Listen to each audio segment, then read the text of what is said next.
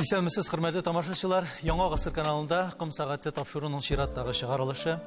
Бүген тапшыруыбызның кунагы Россиянең һәм Татарстанның атказанган мәдәният хезмәткәре Габдулла Тукай исемендәге дәүләт бүләге лауреаты, язучы, прозаик Ринат абый Мөхәммәдиев. Исәнмесез, Ринат абый. Исәнмесез. Ринат абый, сез әдәбиятка беренче зур адымнарыгызны тәнкыйтьче буларак башлаган кеше.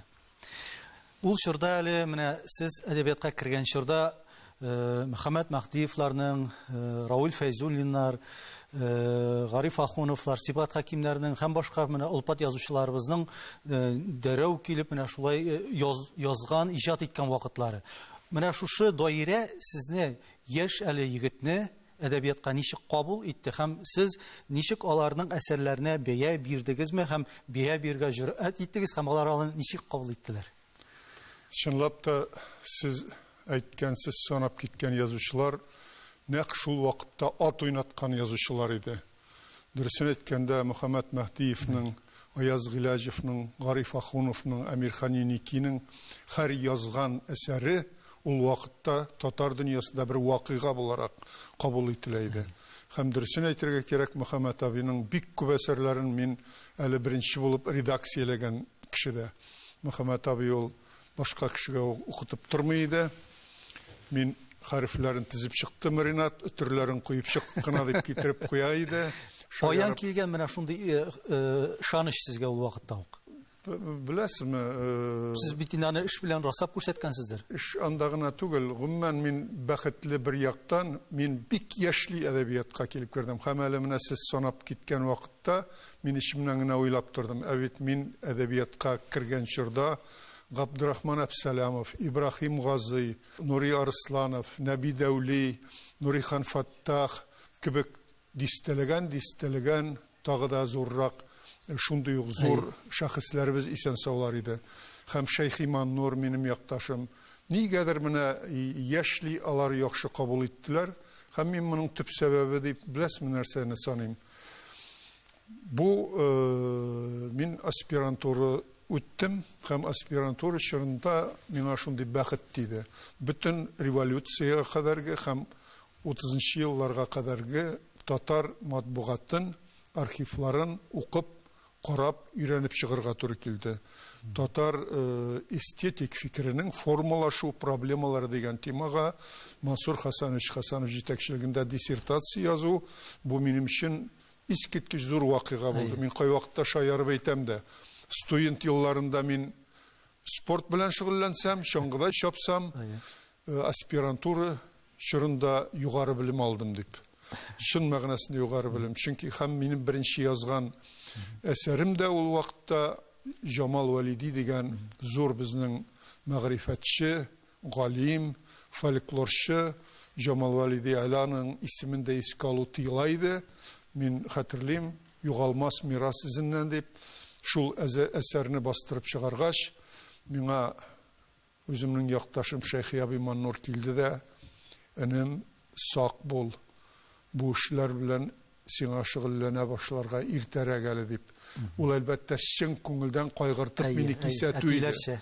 Ләкин шулай аларда менә шушындый элекке мираска бик сак мөнәсәбәт тәрбияләнгән иде. Һәм менә шушы язучылар, шушы аксакаллар белән аралашу минем өчен әйтеп бәяләп бетергесез университет булды. Әгәр дә сезнең мәктәп елларына күз салсак, сезнең бит анда әле әдәбиятка кирип китү теләге, нияте ул кадәр бик шагылмаган. Сез бит әдәбиятка караганда күбрәк төгәл фәннәргә өстенлек биргәнсез. Менә сәнгатькә, иҗатка кирип китүгә, димәк, нәрсә дә булса бер очраклы хәл итәргеч бирдеме сезгә? Әлбәттә. Мин һичбер вакытта университетның татар бүлегенә яки филологиягә кирип китермен дип күз алдына да китерми идем.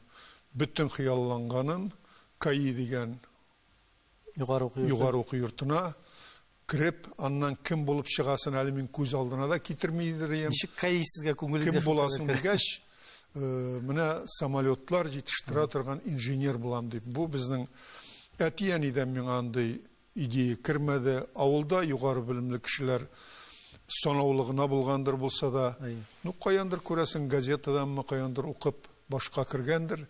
Шундый хыял белән мин укыдым.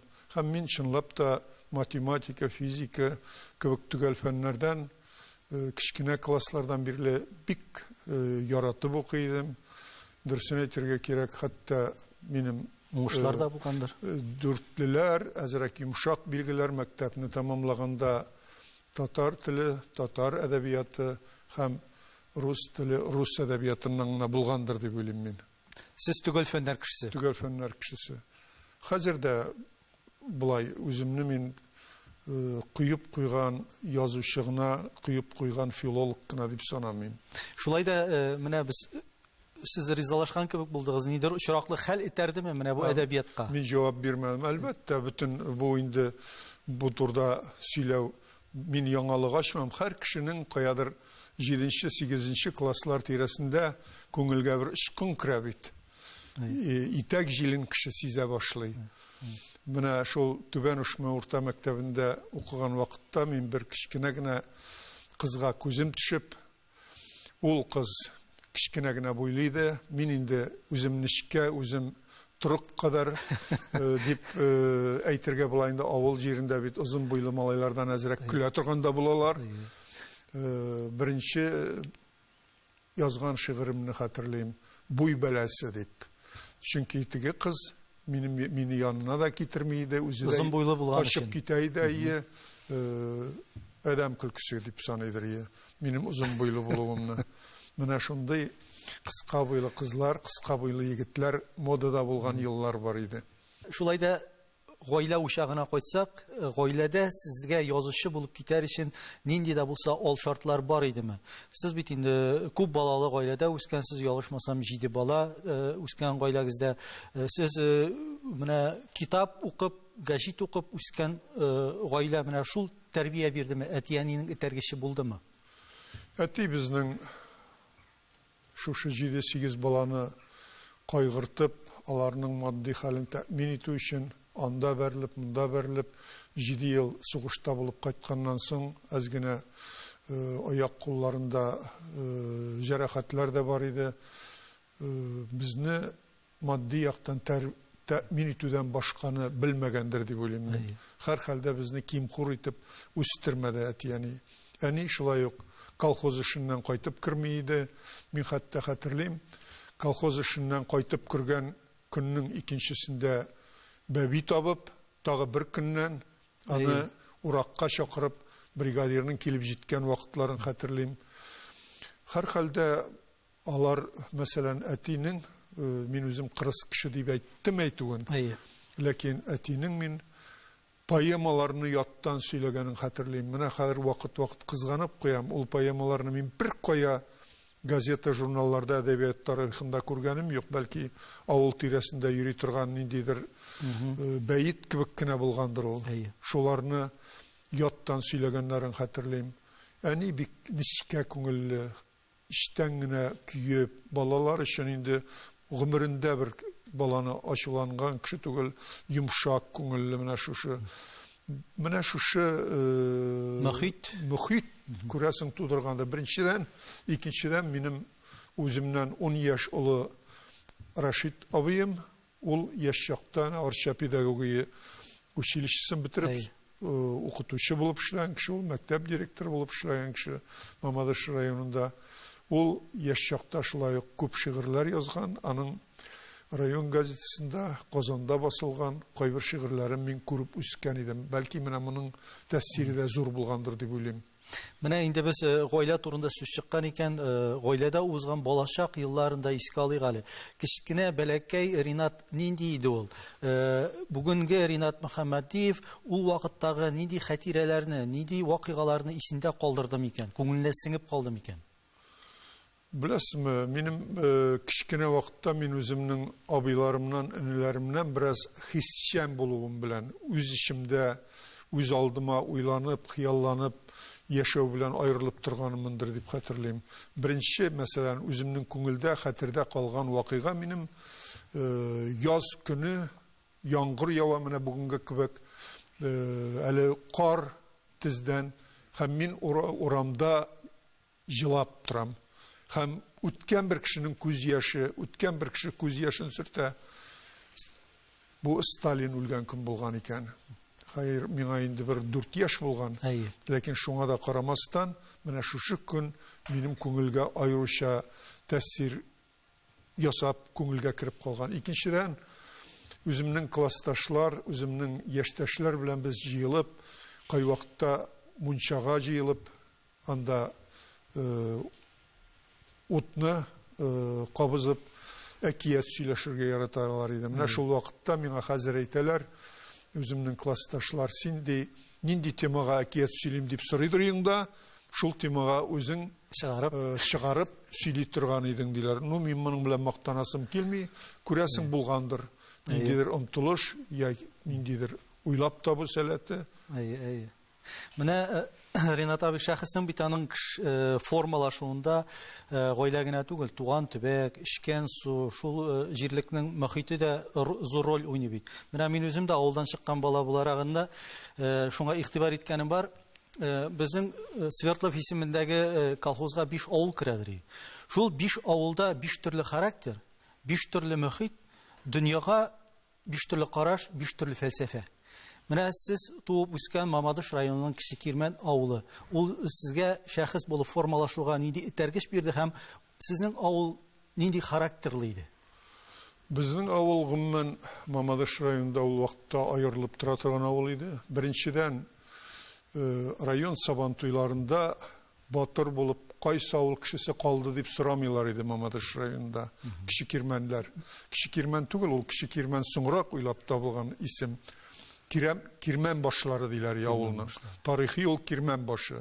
Чөнки Кирмән үзе крепость дигән сүз, Кремль дигән сүз. Кайчандыр мин уйлыйм, Болгар дәүләтләренә кадәр мин моны соңыннан архивларда күргәнем бар.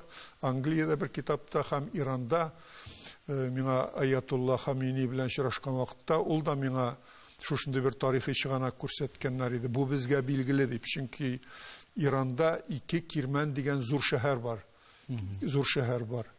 Менә авылның егетләре чаңгыда беренче иде һәр вакытта. Аннары безнең авылның менә әгәр дә хыялланган кеше ушаса кайтып карый ала.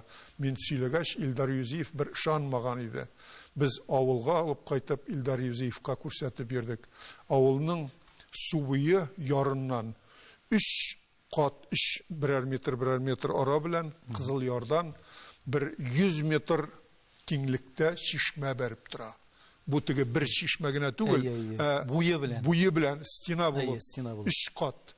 Менә шушы сулары белән шарлавык кебек. Ул әле дә шулай. Мин әйтәм, һаман туктамадым икән дип, мин кайткан саен кайтып карыйм. Шуңа күрә Илдар Юзиев Кече Кирмән якларының 100 шишмәсе дип шигырьдә язган иде.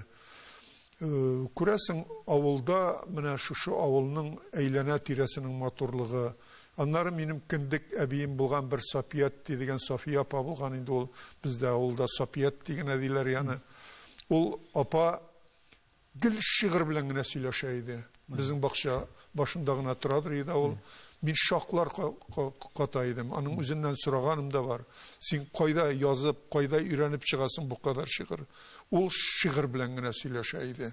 Менә бу апаның да тәэсире булгандыр. Гомумән аннары татар авылында теге белем, тегеләй булай дип сөйләүчеләр бар бит. Гомумән ул чордагы татар авылы ул милли академияга тиң дип саныйм мин. Авылда һәр кеше синең балаңмы ул, синең туганыңның баласымы, түгелме, танымыйсыңмы син аның әти-әниләрен, сине тәрбияли.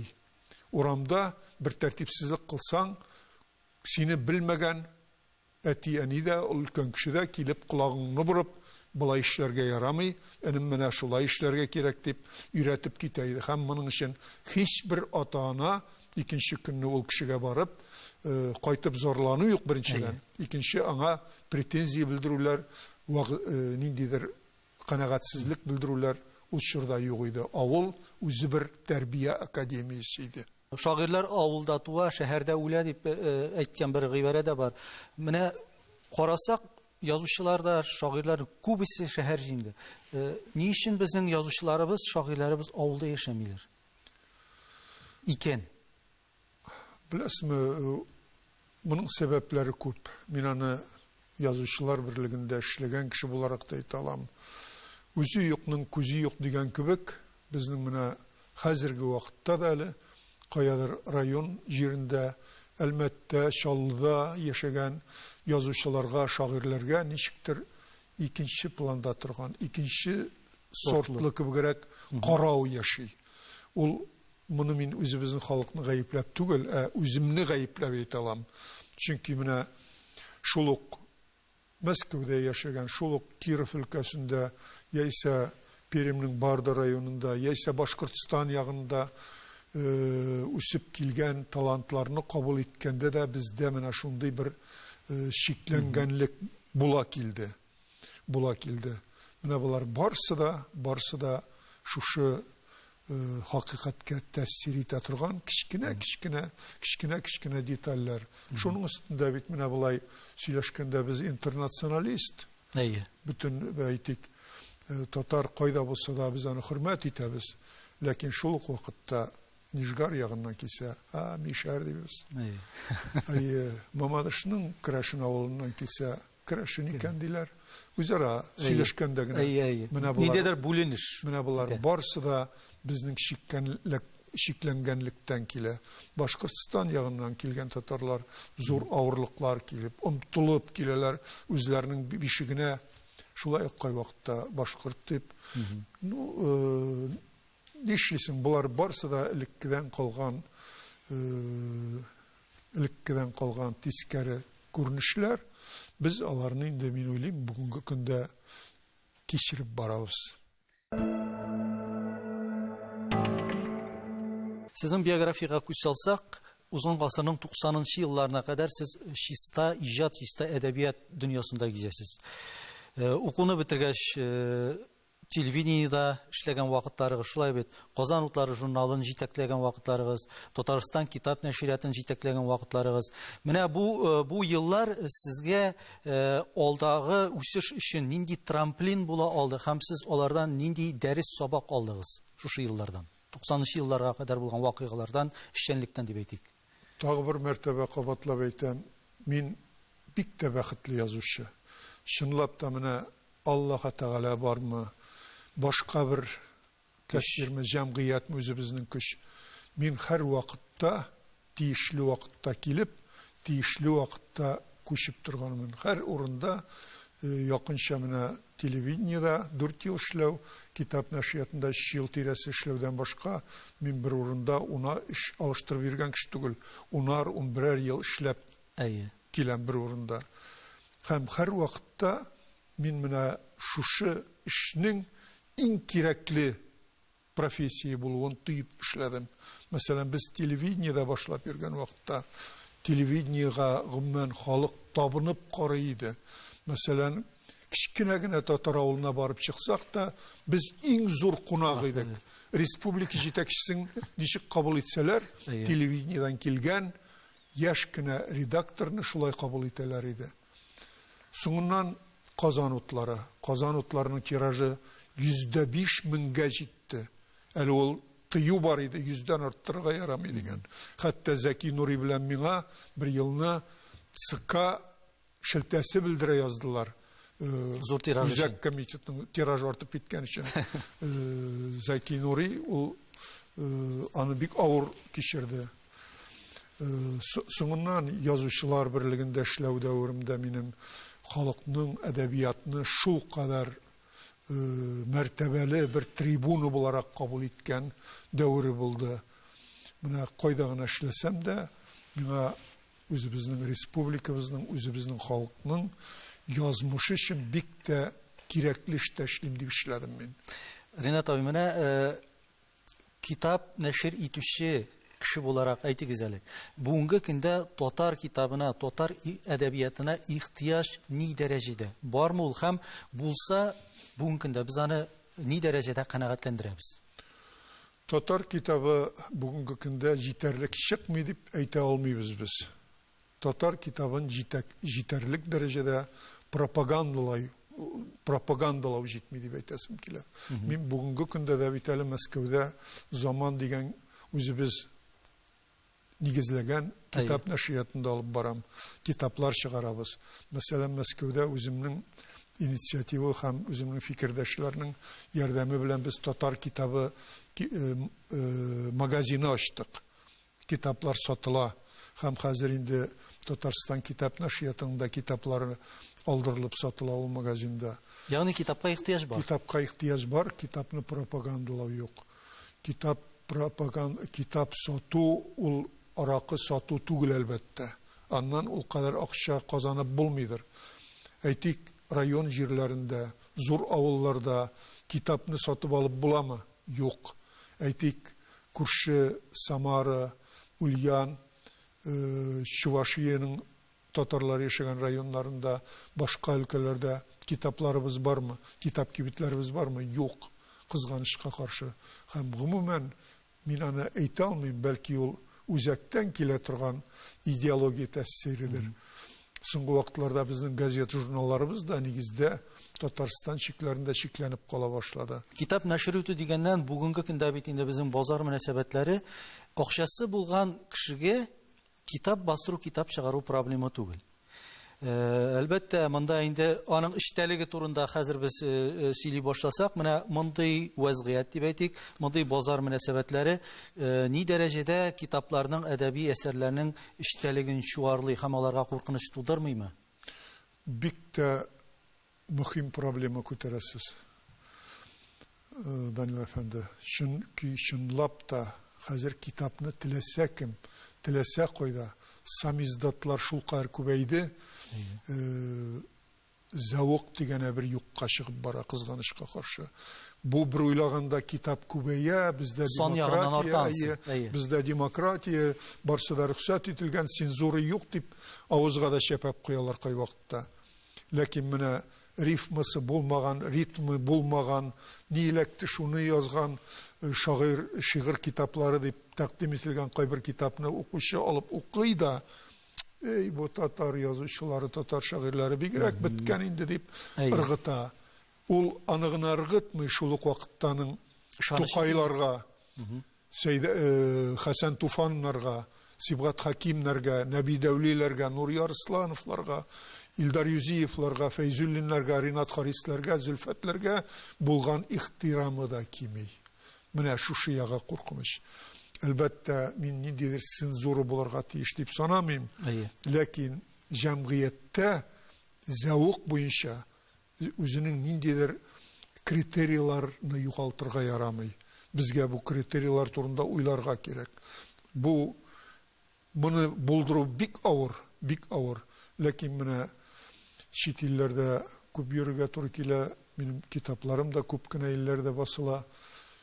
Нәрсә электе шуны басмыйлар. Акча белән генә бастырып булмый. Әгәр дә язган әсәрең кешенең күңелен тартып торырлык булмый икән. Безгә аны кемнәр бәяли аларга, кемнәр җиткерә? Менә бу әсәр нәшрият эше белән теләсә кем шөгыльләнергә хокуксыз түгел, нәшриятның үзенең статусы бар.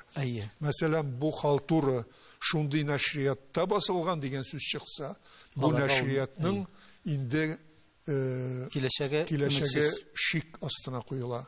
Бездә әле менә бу формалашып җитмәде дип саныйм. Менә без инде эчтәлеккә кирип киткәнбез икән, әйтегез әле. Бүгенге көндә халык йыгылып укый торган әсәрләр бармы? Кемнәр алар? Кемнәрне атарга була? Халык бүген гомумән йыгылырга яратмый. Йыгылып укый торган әсәрләр бик күп булмас та дип уйлыйм мин. Чөнки әдәбиятның хәзер әдәбиятка конкуренция бик зур. Беренчедән менә без экраннар каршында утырабыз. Ничә канал экраннар бар. Икенчедән интернет барлыкка килде. Анда нинди генә уңайлыклар тәкъдим итмиләр.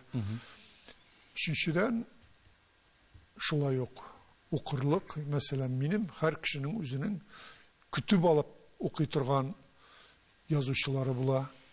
Мәсәлән, минем үземнең күтүп алып мине укый торган укучылары була. Һәр хәлдә мин, мәсәлән, бәя бирергә теләмим. Шушы, мәсәлән, язучыны йыгылып укыйлар дип, яисә шушысын укыйлар дип. Мәсәлән, мисал гына китерәсем килә.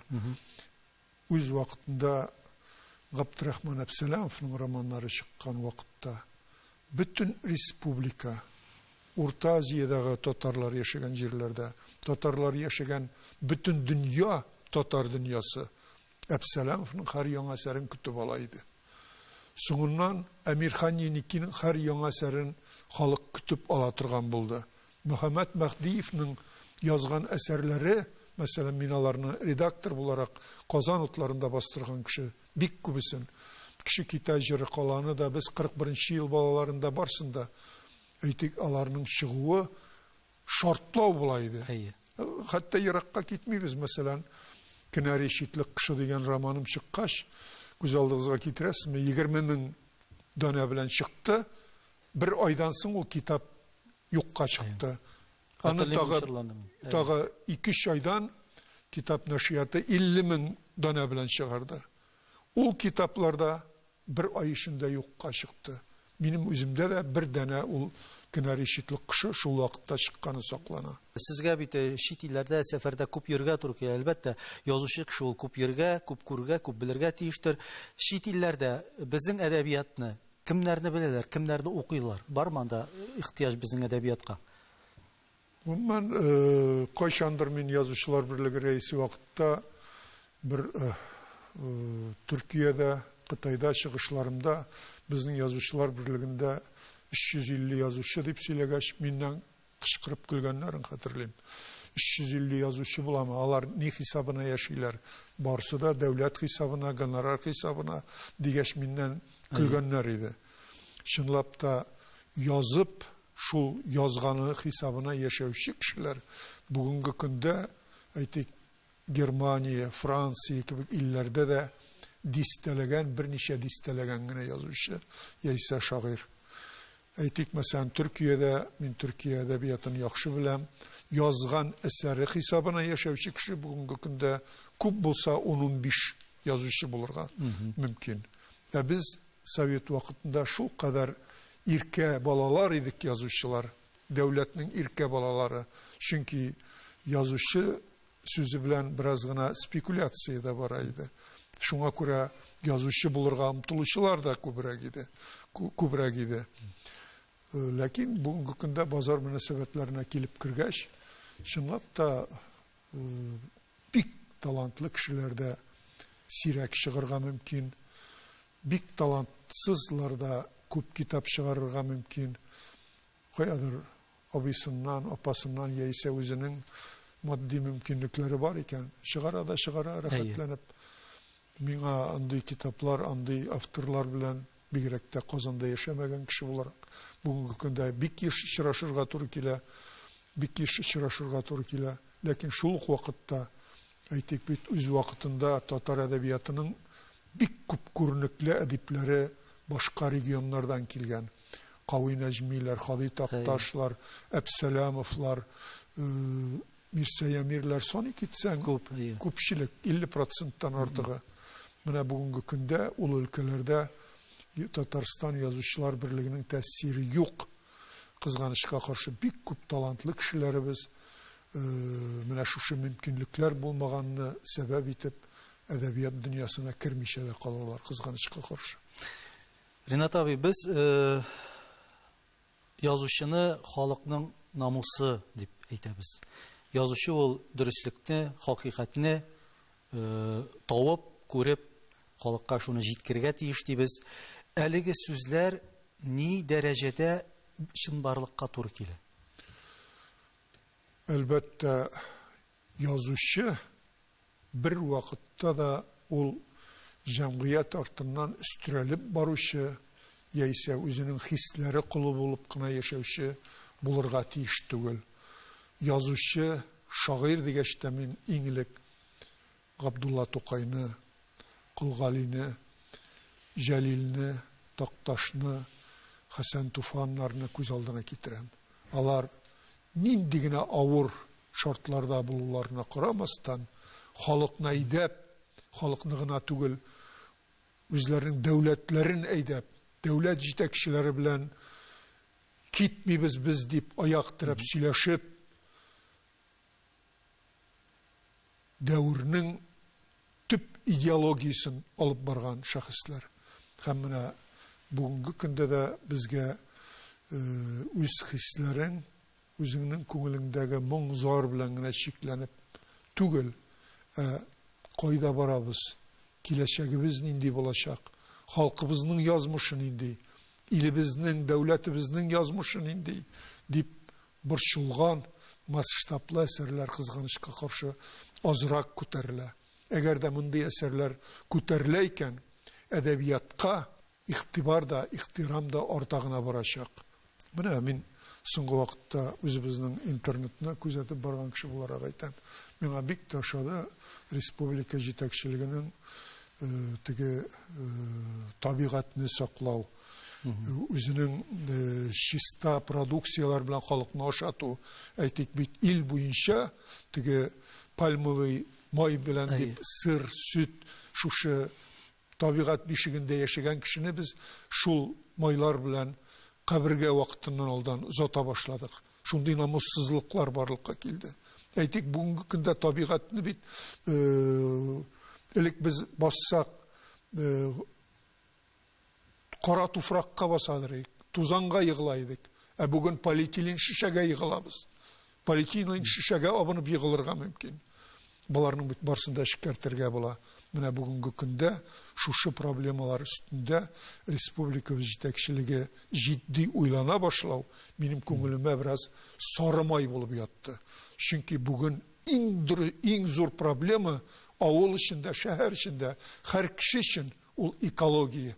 Ул экология. Үзебезне чиста туфракта, чиста ризык, чиста су ичеп яшәргә өйрәтмәсәк, сабыйларыбыз өчен шушы чисталыкны тудырып, саклап кала алмыйбыз икән, безнең язучылыгыбызның да, безнең игенчелегебезнең дә, безнең әллә нинди зур технологиялар ясавыбызның да кадере 2 тиен бер акча булып калуы бар. Тукайның шундый әйтеп калдырган, язган сүзләре бар. Без аны еш кабатлыйбыз инде. Акчаң барда дуслар, барда яр, акчаң бетсә барда яныңнан таяр.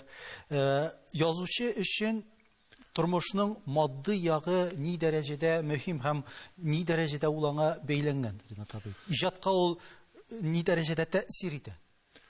Әлбәттә, бу темага минем күп язучылар белән Мәскәүдә дә, рус язучылары белән дә, татар язучылары белән дә төрле юлларда сөйләшкәнем бар.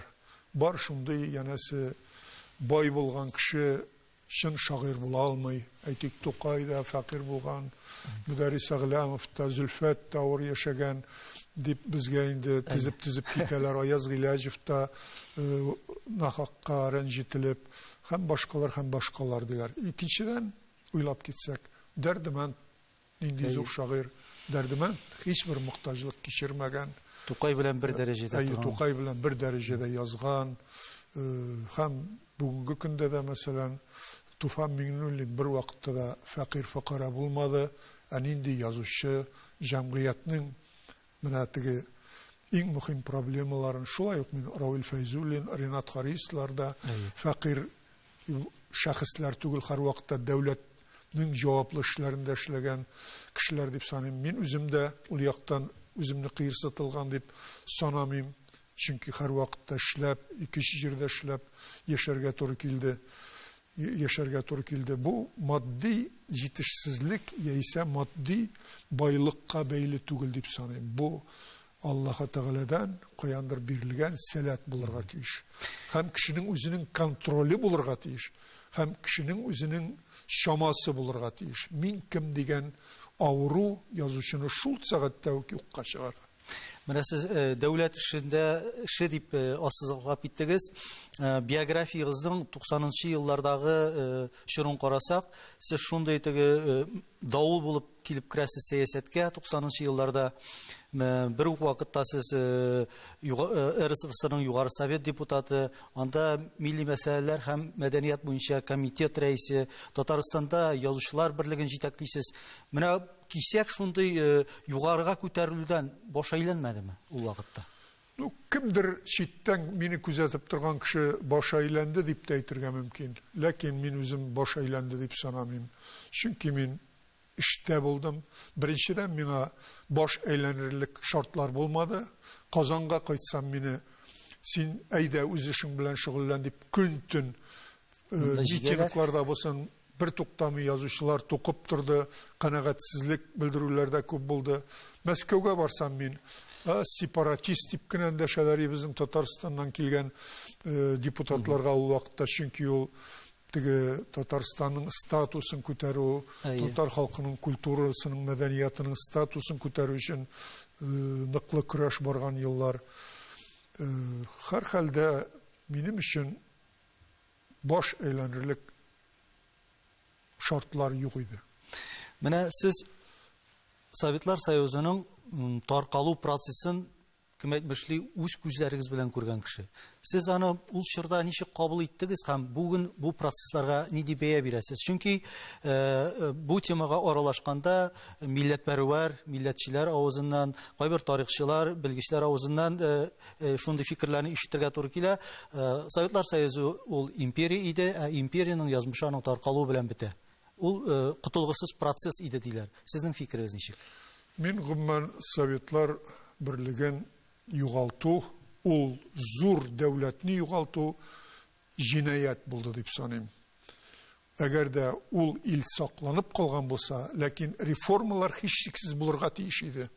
Әйтик, ул КПСС режимы сакланып кала алмый иде. Ләкин алай дип кенә дәүләтне таркату ул зур җинаят булды дип саныйм барыбер. Чөнки аның бөтен авырлыклары менә Украина мисалында, хәзер килеп чыга башлады. Балтика, Грузия, без Урта Азиядә дә эшләр бик яхшы тормый күреп торабыз. Әле алда ни буласын да белеп бетереп булмый. Ягъни Европа үзе берләшүгә омтыла, без киресенчә таралдык булып чыгамы? Һәр хәлдә, чөнки моны без таралмадык. Мин аның бөтен механизмнарын күреп үз башымнан кичергән кеше. Мәсәлән, без депутат булып сайлагач та мине Татарстаннан сайланган Россия депутатларының вәкиле итеп оештыру комитетына җибәрделәр Мәскәүгә. Шунда барырга чук инде, соңыннан зур дәүләт җитәкчеләре булып киткән кешеләр минем янга кирип, әйтик, бу системаны юкка чыгару безнең төп функция, әйдәгез шушы юнәлештә эшлибез дип әйтүләр бар иде. Беренчедән. Шул вакытта Горбачев белән менә шәхси күрешкән кеше мин ул вакытларда, Ельцин турында аерым инде. Горбачевның да ул системаны, ул илнең патриоты түгел икәнлеге беренче очрашуда ук күзгә ташланып тора иде. Һәр хәлдә безнең илне үзебезнең Советлар берлегендәге халыклар җимермәде. Бу читтән китерелгән һәм бик оста режиссер тарафыннан башкарылган, хәзер менә цветная революция диләр, төсле революция. Алдан әзерләнгән шушындай эш иде. Чөнки шул вакытта мин демократ дип, бу эшнең башында йөргән минем дуслар, мин таныган кешеләрнең бик күбесе соңыннан билгеле булды. 1 ел, 2 еллык кына Кушма Штатларга барып, 6 айлык, 3 айлык, 4 айлык, 2 еллык курслар үтеп кайткан кешеләр булып чыкты. Бу махсус планлы рәвештә башкарылган эш. Һәр хәлдә бу оештырылган эш иде. Инде аны үз ул вакыттагы ЦРУда җитәкче булып эшләгән кешеләр үзләре дә таныдылар. Һәм әле дә кайберләре шундый хыял белән яшиләр. Россия Федерациясын таркату турында дигән хыял да әле бик күп кешеләрдә Көнбатышта һәм Кушма Штатларда яши килә. Сезгә заманында менә Горбачев, Ельцин белән эшләгән кеше буларак идеологик каршылыкларга, бәхәсләргә кергә туры килдеме? Сез алар белән нәрсәдә бәхәсләштегез һәм аларның нинди адымнары белән шул чорда ук риза түгел идегез һәм үзләренә бәреп әйттегез? Мәсәлән, мин ал тарихта язылган, минем үземнең дә язган бар. Мин иң консерватив депутатларның берсе дигән мөхөр сугылган депутат идем Россия Федерациясе Югары Советында эшләгән дәвердә. Бу консерватив дигән сүз дәүләтебезне саклау. Төп максат шул иде дип саныйм мин. ул илне җимерү барыбер хата булды. Минем белән күпләр килешмәскә мөмкин, кемнәрдер килешергә мөмкин. Шушындый. Ләкин шул ук вакытта, мәсәлән, мин Горбачевны да гаепләп әйтәсем килми, ихтирам иткән өчен. Ләкин шушындый зур дәүләтнең җитәкчесе булып эшләргә тиеш булмаган кеше. Талантлы кеше, көчле трибун, матур сөйли. Әйтик, аның белән менә кабул иткәндә бер ярты сәгать утырдык, без күзгә күз генеральный секретарь бүлмәсендә бит инде. Ул миңа сорау да бирмәде, сөйләргә дә вакыт бирмәде. А вот вы правильно говорите, Ренат Сафиевич, дип 8 тапкыр кабатлады. Мин бер әйткән сүзем булмаса да. Менә сез шулай, бу бер Мисал. Бу бер талантлы артист иде. Икенчесе, Борис Николаевичны мин шәхес буларак бик югары бәялисем килә. Кеше буларак, ир кеше буларак, ул яхшы кеше. Һәрхәлдә мин аны ниндидер җинаятьтә гаеплисем килми. Ләкин мавыгучан кеше.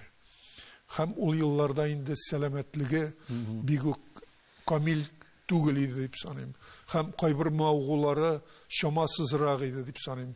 Һәм менә шушы Горбачев, Яковлев тирәсендәге даирәләр махсус Ельцинның теге самолюбиесе үз-үзен яратуында уйнап, аны шушы җимерүгә этәреп тордылар. Бу, мин уйлыйм, шулай ук Горбачев эше генә түгел, бу каяндыр әзерләнгән проект булгандыр дип уйлыйм мин. Һәрхәлдә үткән эшкә салават дип кенә әйтергә кала бүген. Югары Советта сез бит комитет рәисе әйткәнебезчә инде милли мәсьәләләр һәм мәдәният буенча ул чорда 90-нчы елларда булгаур чорда заманда әле хакимиятның кайсы якка авышасын белмәгән заманда Мәскәүнең милләтләр турында уйларга мөмкинлеге вакыты калдымы соң? Уйладылармы ул вакытта милләтләр турында гомумән? Мин уйлыйм, милләтләр турында бары тик безнең илдә, Россия империясында булсын, Советлар берлегендә булсын, милләтләр турында уйлау дәвре бары тик менә шул кискен үзгәреш чорында гына нәрсәдер хәл итеп була, нәрсәдер эшләп була. Әйтик, Россия империясе җимерелеп, яшь большевиклар хакимияте башланган чорда Солтан Галиев кебек кешеләр, безнең Вахитов кебек кешеләребез барлыкка килмәгән булса, без автономиялы республикада алачак милләт түгел идек. Гомумән республикалар төзү проекты Сталинда булсын, Ленинда булсын булмый. Бу бары тик Мирсәет Солтангалиев кебек аның көрәштәшләре Азәрбайҗаннан да, казаклардан да, үзбәкләрдән дә була, шуларның инициативасы белән эшләнгән эш. 90-нчы елларда шулай ук, әгәр дә Югары Советта Россиянең милли республикаларыннан сайланган депутатлар бер төркем булып укмашып эшләмәгән булса, шулай ук милли проблемаларның бик күбесе онытыла иде. Мәсәлән, мин җитәкләгән, мин үзем трибунага чыгып кабул иткән Россия халыкларының телләре турындагы закон бүгенге көндә дә яши. Анда һич кенә дә Россиядә яшәгән бер генә телне дә рәнҗитү, ягъни бетерү, бары тик рус милләте генә дип, рус теле белән генә идарә итү дигән сүзләр юк. Кайбер бүген авыллар бар икән, алар законны бузып алып барыла торган эшләр. Сез бүгенге көндә Россиянең милли сәясәтеннән канәгатьме? Юк, милли сәясәттә. Нәрсә төп җитешсезлекләре нәрсәдә дип саныйсыз? Төп җитешсезлекләре дип мин Россияны төзүгән, Россиянең нигез ташларын төзүгән халыкларның культурасын, телен, мәдәниятын кайгырту, федераль югарылыктан җитешмәү дип саныйм. Төп кимчелек шушы. Әйтик, мәсәлән, Мәскәүдә телевидениеларыбыз безнең бар, ничәмә канал. Сез кайчан кайсыннан татарча тапшырулар күргәнегез бар? Әйтик, бер дини тапшыру бар иде, анысын да бетерделәр. Мәсәлән, kimler gene çıkmıyor? Яңа ел kişilerinde, яисә бәйрәмнәрдә, мәсәлән, җиңү бәйрәмнәрендә. Татар солдатлары аз сугышканмы? Алар ветераннар исән иде. Алар үзләренең ана телендә, әйтик, Россия президенты Казанга килгәч, 3-4 сүз әйтсә дә, күңелләре булып менә нинди зур хөрмәт белән Путинга, нинди зур хөрмәт белән татарлар искә алалар. Без бит шул кадәр күпне таләп итмибез. Юкка да күңелебез була торган халык. Менә шушы кайгырту җитми дип саныйм мин. Менә Мәскәү югарылыгыннан караганда, бәлки безгә, үзебезгә дә кайбер өлкәләрдә, кайбер мәсьәләләрдә үҗәтлек җитмидер. Без менә шул ук булмасын мәгариф, мәдәният темаларына, проблемаларына турында сөйләшкәндә, менә Мәскәүнең рөхсәте юк, менә Мәскәү рөхсәт бирми дип кенә бу теманы кайвакытта явып куябыз. Үзебездә дә гаип юк түгел микән?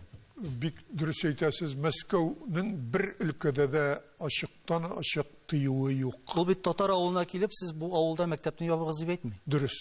Башлангыч мәктәпне бетерегез дип әйтми. Һәм татар телендә сөйләшмәгез дип әйтми, укытмагыз дип әйтә алмый аяк терәп. Мәсәлән, бөтен регион җитәкчеләре президент сүзен алып атырга тиеш дигән сүз булды, канун. Ләкин Татарстан үз фикерендә тора алды һәм моның белән хөрмәткә лаек булды. Шул ук мәсьәләдә безнең татар халкына мәдәният өлкәсендә булсын, тел өлкәсендә булсын, милли республикалар барсы да күзәтеп кенә тора. Чөнки беләләр, татарлар бу өлкәдә сан ягыннан булсын, җигәр ягыннан булсын, республика җитәкчелегенең авторитеты ягыннан булсын, илдә югары бәяләнә.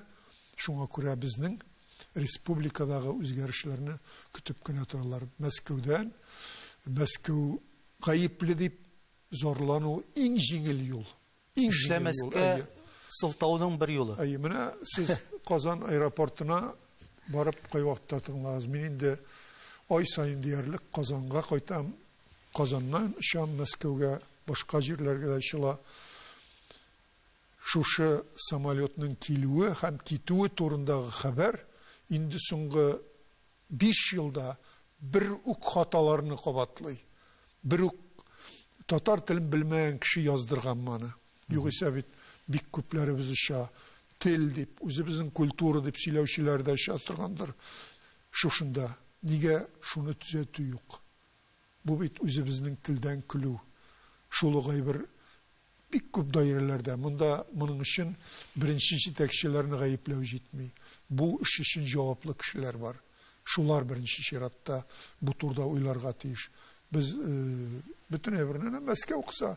Шуңа күрә безнең әдәбият үсми. Әнә Мәскәү кыса, шуңа күрә телебез бетә, мәктәпләребез ябыла. Сөйләү генә буш сүз. Мәскәү бер әвердә дә кысмый. Мәскәү әгәр дә бүгенге көндә Мәскәү җитәкчелеге белән эшләп була. Мәсәлән, без чыгара торган Ринат Сулейманович Акчурин белән чыгара торган Татар дөньясы газетасы Татарстан бюджетына кертелмәгән. Без Татарстаннан бер тиен акча да алганыбыз юк бер вакытта да.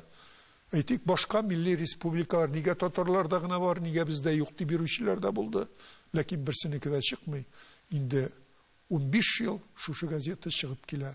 Шушы газета чыгып килә. Моңа инициатив кешеләр булса, эш эшләп була. Менә мәсәлән безнең Мәскәүдә Акчуриннар, Махмуд Гараев кебек, Нигъматуллин Роберт кебек шушындый милли проблемаларда аяк терәп җитәкчелек белән сөйләшә торган кешеләребез булганга, безнең Мәскәүдә һәм үзебезнең вакалатлы вәкил полпред, мәсәлән, Равил Ахметшин, мин шундый кеше дип әйтер идем. Соңгы 10 ел эчендә Тукайга һәйкәл ачылды, Җәлилгә һәйкәл ачылды, Татар китап кибете ачылды. Хәзер ялгышмасам, Равил Калимовичның әйтүе буенча яңа зур концертлар залы, энтузиастов кинотеатры Татарстанга бирелә. Татарстанның зур 5 катлы зур бинасында үз китапханасы, үзенең ашханалары бар, үзенең мәктәпләре, ялкыннарында укылып тора торган эшләп була. Моңа беркемнең дә Мәскәү мэриясеннән килеп яисә президент администрациясеннән килеп, моны эшләмәгез дип әйткән кешене мин ишеткәнем юк.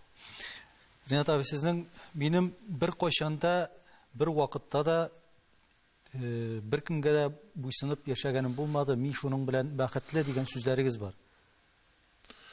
Ну, әтәчләнеп китеп әйткән сүзләр була инде ул. Һәр хәлдә мин буйсынып яшәмәдем дип әйтә алам. Чынлап та буйсыну дигән сүз ул бөтен кешегә каршы бару дигән сүз түгел. Һәр вакытта, һәр нәрсәгә ялгышуларым да, дөрес эшләрем дә, кылган эшләрем дә минем үземнеке. Шуңа күрә минем үкенерлек эш эшләгәнем юк. Менә һәрбер гәзит журналның баш мөхәррир колонкасы дигән бите була. Сез газет редакторы буларак та, татар язучысы буларак та, бүген бу мөхәррир колонкасына нинди сүзләр языр идегез? Мин миллионлаган тамашачыларга чынлап та менә ТНВ Планета, ТНВ Татарстан дигән каналларыбыз бар безнең. Менә бу ТНВ Планета бигрәк тә.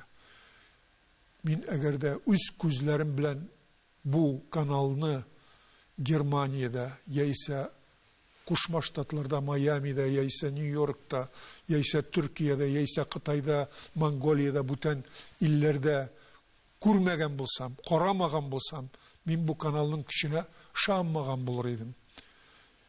Безне һәр кайда карыйлар. Халык булып яшәргә тиеш. Халык Тукай әйтмешли, көчле ул, талантлы ул. Һәм халыкның әгәр дә үз телен югалтмыйм дип, үз моңын югалтмыйм дип, үзенең милли традицияләрен саклыйм дип яшәгән халыкның һичбер вакытта юкка чыгу ихтималы юк. Юкка чыгу ихтималы юк. Безне менә берләштереп торган каналыбыз бар, берләштереп торган әдәбиятыбыз бар, культурабыз бар, мәдәниятыбыз бар, туган телебез бар. Шушыны саклау дөньяның теләсә кайсы илендә дә тулы хокуклы кеше булып яшәүгә безгә хокук бирә дип саныйм мин. Шулай дип әйтергә теләр идем. Ринат абый, очрашуга килүегез өчен бик зур рәхмәт. Безнең инде вакытыбыз ахырына якынлашты. Бу безнең очрашуыбыз беренчесе һәм соңгысы булмасын. Сезгә иҗади уңышлар һәм сәламәтлек теләп калабыз. Рәхмәт, мин сезгә дә зур уңышлар, иҗади уңышлар телим. Сау булыгыз. Рәхмәт.